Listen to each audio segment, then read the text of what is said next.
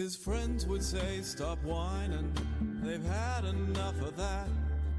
His friends would say, yo, what is going on YouTube? It is your boy GZTV back with another video, and we're here to talk about the 1998 American romantic comedy film directed by Peter Farrelly and Bobby Farrelly, the Farrelly brothers, who co-wrote it with Ed Decter and John J. Strauss. So we have There's Something About Mary, and yeah, guys, more comedy. Pretty much the movies we're going to be covering during the week for the next, I don't know, like half a fucking year probably, is going to be comedy. Like, we're really diving into that genre. It's gonna be great. I'm having a blast with these movies. Some of these are fucking hilarious, and just getting into my background on some of these actors. One of the only major Matt Dillon roles we have reviewed on the channel was the House That Jack Built, which is possibly his most abstract movie. So that's interesting. Ben Stiller was a huge part of my comedy viewings as a child. He was in Night at the Museum. I think he was in Meet the Fockers. That might have been Steve Carell, but I think it was Ben Stiller, actually. This guy was a legend for me growing up, by the way. Like, this guy was big time for me on the big screen. Like, I watched so many movies of his growing up. He was insane in the 2000s. He had a crazy run. Cameron Diaz is obviously stunning and was a crush for most people, like, born in the 90s. And Lynn Shay, we know her from the Insidious franchise, and wow, what a weird role to see her in compared to those movies. Again, obviously I've seen this movie before, I just haven't, like, gotten a chance to review it. But seeing now that the girl that was in the Conjuring stuff was in this movie, I thought that was kind of interesting. So, gonna get to the premise, the good, the bad, the okay, and give it a rating. So, the movie pretty much for the premise, this movie follows this guy named Ted, who's Ben Stiller's character. And man, this is such an interesting concept. I've never really seen a comedy movie do something like this before. He's reminiscing on his high school life and how he fell in love with this girl named Mary, who's played by Cameron Diaz right there. Absolutely stunning. And he had a freak accident on prom night, and he never heard from her again. Obviously, he kind of blew his shot because, you know, he was saving her brother from a bully, and she, like, gave him a shot. And he kind of fucked it up by zipping his cock and balls in his pants. But yeah, now randomly, I guess, it doesn't really make sense, but he's thinking of her, and he hires Healy, who is played by Matt Dillon. He's this kind of sketchy private detective to go spy on Mary, and this is a guy that has connections with who turns out to be Woogie later on. We'll get to that in a second. Dom, his friend Dom, kind of hooks him up with this guy that's gonna help him, like, search out Mary. But it's funny because this whole time, you know, he is Woogie, so we know he has kind of some intentions there. And, you know, Healy tracks her down to her home in Miami, where she is very successful as, like, a surgeon.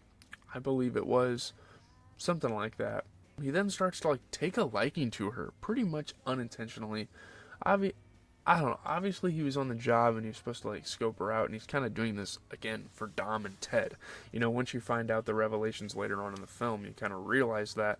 I mean, can you blame them, though? For, Jesus, she is, oh my god. And they eventually start dating at a point.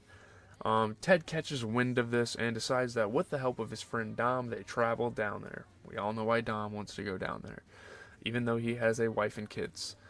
So the journey down there, and even after, is quite a trip, as Ted goes through all-out hell just to find out, like, 4 other men, one of them being revealed to be Brett Favre's Brett, which I thought was absolutely hysterical. We'll get to that in a moment.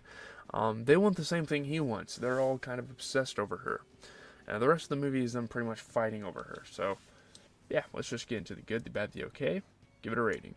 So, getting into the good, I can definitely applaud this movie for kind of making the goofy humor work. Like, that immature humor. They make it work really well. Because if this type of humor was present in a lot of comedy films, it just won't work out. There's a lot of comedy films that tell an immature story, but they don't really use immature comedy to tell it. And that's kind of what this movie does.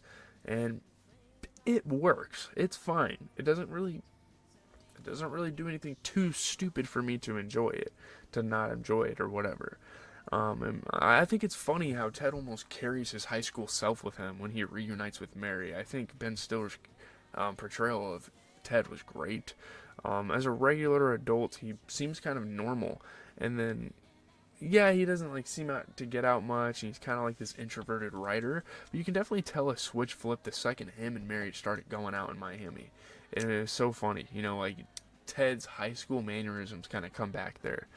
Some notable scenes I loved were the interrogation scene with Ted. You had Healy saying this. My real passion is my hobby. Really? What's that? I work with retards. And the hitchhiker character.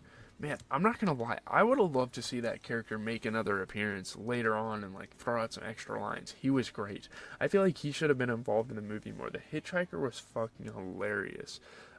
Easily one of my favorite side characters I've seen like in all of comedy. I never could really buy Stiller as a nerdy guy, but man, it works out here. Sorry, I'm kind of going fucking quick. But these are all just my positives thrown together. I don't know what you want me to say. His performance was great again. I also think the way they handled the plot twist and the reveals was pretty damn good. You know, they couldn't really have done that much better. Sorry about the flies flying in front of my fucking screen. I love the whole Woogie reveal. That was funny. Were some of them expected? Sure, but revealing that this Brett guy was actually Brett Favre was great. And it's like, I gotta go play the Dolphins or some shit. It was fucking funny. So this movie is a way of using comedy from early scenes as well and looping back later. I think that's another beauty about this, is that they draw back on stuff from earlier, which is great. You know, like Healy eavesdropping on her, finding out what she desires, and putting them on full display as a way to flirt with her. Like, oh, I'm an architect. Oh, I own a place in Nepal. All this type of stuff. So yeah. And there's definitely scenes and quotes I will remember this movie for, which is always great. Have you seen my baseball? It's a memorable movie, and in this movie, all of the characters are funny, which isn't always easy to do. Healy has no social awareness, Ted is still a nerd in his adult years, Woogie gets hives all the time, Tucker pretends like he has an English accent to get her.